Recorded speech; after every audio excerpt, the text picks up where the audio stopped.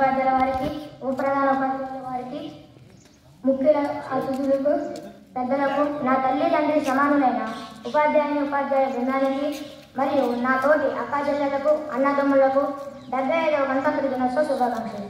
మనందరికీ తెలిసినట్టుగా భారత రాజ్యాంగం 26 జనవరి 1950 నుండి అమలులోకి వచ్చింది. అప్పటి నుండి మనమందరం ఈ రోజును గణతంత్ర దినోత్సవంగా జరుపుకుంటున్నాము. 1947 ఆగస్టు 15న బ్రిటిష్ పాలన నుండి మన దేశానికి స్వాతంత్ర్యం వచ్చినప్పుడు భారతదేశానికి రాజ్యాంగం లేదు. కానీ చాలా చర్చల తర్వాత డాక్టర్ బిఆర్ అంబేద్కర్ నేతృత్వంలో కమిటీ ఏర్పాటు చేసి భారత రాజ్యాంగాన్ని రూపొందించారు. భారత రాజ్యాంగం ముసాయిదా లెజిస్లేటివ్ కౌన్సిల్కు సమర్పించబడింది. 26 నవంబర్ 1949న ఆమోదించబడింది. కానీ 26 జనవరి 1950 నుండి అమలులోకి వచ్చింది. ఈరోజు మనమందరం ఈ ప్రత్యేకమైన రోజును జరుపుకోవడానికి ఇక్కడ సమావేశమయ్యాము. మన దేశం బలమైన దేశంగా ముందుకు సాగడానికి ఈరోజు మనందరికీ ధైర్యాన్ని, స్ఫూర్తిని ఇస్తుంది. ఈరోజు మనకు రిపబ్లిక్ ఆఫ్ ఇండియా స్థాపనను గుర్తు చేస్తుంది. భారతదేశానికి స్వతంత్రం పొందడంలో, భారత రాజ్యాంగాన్ని అమలు చేయడంలో ముఖ్యమైన పాత్ర పోషించిన గొప్ప వ్యక్తులను కూడా ఈరోజు మనం స్మరించుకుంటాము. వారి కారణంగానే భారతదేశం నేడు గణతంత్ర రాజ్యంగా పిలువబడుతుంది. మన గొప్ప భారతీయ నాయకులు, స్వతంత్ర యోధులు మహాత్మా గాంధీ, భగత్ సింగ్, చంద్రశేఖర్ ఆజాద్, లాలా లజపత్ రాయ్, సర్దార్ వల్లభాయ్ పటేల్, లాల్ బహదూర్ శాస్త్రి మొదలైన వారు దేశ స్వాతంత్ర్యం కోసం తమ ప్రాణాలను త్యాగం చేశారు.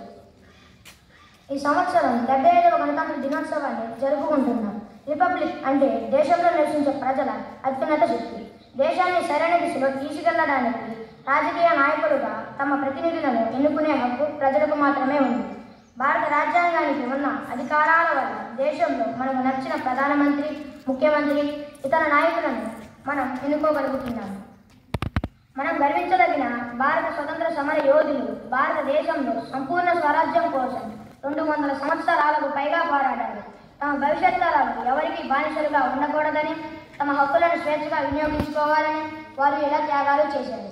ఈ సందర్భంగా మనం కూడా మన కర్తవ్యాలను నిర్వర్తించాలని, రాబోయే తరాలకు మంచి భవిష్యత్తును సృష్టిస్తామని ప్రతిజ్ఞ చేయాలి.